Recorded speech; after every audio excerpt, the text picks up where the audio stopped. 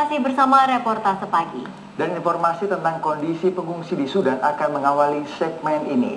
Saudara, konflik sipil di Sudan yang berlangsung lebih dari 22 tahun menyisakan banyak cerita pilu yang dialami negara di benua Afrika tersebut.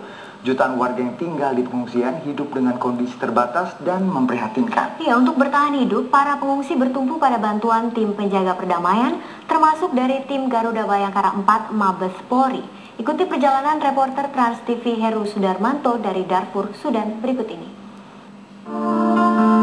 Inilah gambar konflik bersenjata yang terjadi di Sudan, negara terluas di benua Afrika. Konflik sipil di negara bekas jajahan Inggris ini terjadi sejak tahun 1955. Tak heran, perang sipil Sudan disebut-sebut sebagai konflik sipil terlama di Afrika. Selama itu pula, 2 juta jiwa melayang sia-sia dan lebih dari 4 juta jiwa kehilangan tempat tinggal. Kini kondisi Sudan belumlah pulih. Bersama tim Garuda Bayangkara 4, tim reportase mengunjungi kamp pengungsian yang berada di Abu Delek, El Fasher, Sudan Utara. Di tenda yang ditopang 4 tiang dari ranting kayu dengan penutup kain lusuh bekas ini menjadi saksi bisu seorang wanita bernama Sahra yang baru saja melahirkan seorang bayi perempuan. Ya, jadi ini adalah salah satu bayi yang baru dilahirkan pengungsi di Abu Delek ini, dan mereka melahirkan di tenda-tenda semacam ini yang sangat tidak layak bagi standar kesehatan. Pemandangan memilukan akan mudah ditemukan di kamp pengungsian ini. Anak-anak kecil dengan mudahnya menengadahkan tangan, berharap belas kasihan. Mereka berharap sesuatu yang bisa dimakan. Dengan cara seperti inilah mereka bisa bertahan hidup. Di pengungsian Abu Delek ini terdapat lebih dari 400 jiwa. Kebanyakan dari mereka adalah wanita, anak-anak, dan kaum lelaki berusia tua yang sudah tidak produktif lagi. Sementara kaum lelaki yang masih muda pergi meninggalkan keluarganya untuk menjadi pejuang atau bahkan sudah terbunuh saat konflik terjadi di negara ini. Jadi lapangan ini mereka adalah pengungsi yang datang dari berbagai kawasan di Darfur Utara ini. Mereka tinggal di sini yang dinamakan kawasan Abu Delek, dan mereka baru 2 bulan berada di sini. Mereka hidup di tenda-tenda dan kehidupannya sangat tidak layak sekali.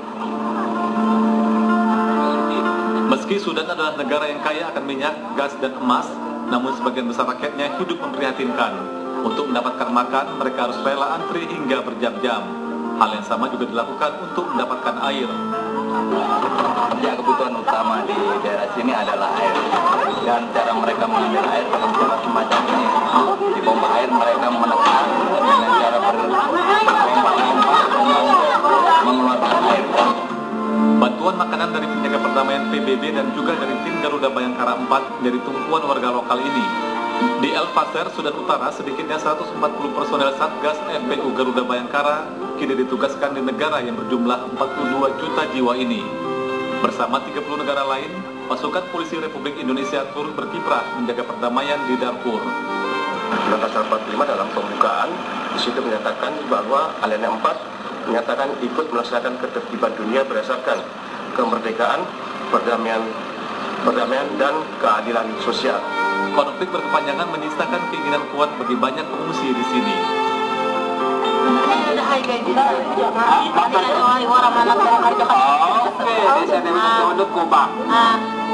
Meski hidup serba terbatas, mereka masih memiliki segudang mimpi. Mimpi terbesar adalah ingin kembali hidup damai bersama keluarga. Anak-anak bisa bermain dan menikmati masa kecil mereka dengan aman, menjalani kehidupan normal seperti yang dirasakan bangsa-bangsa lainnya di dunia ini.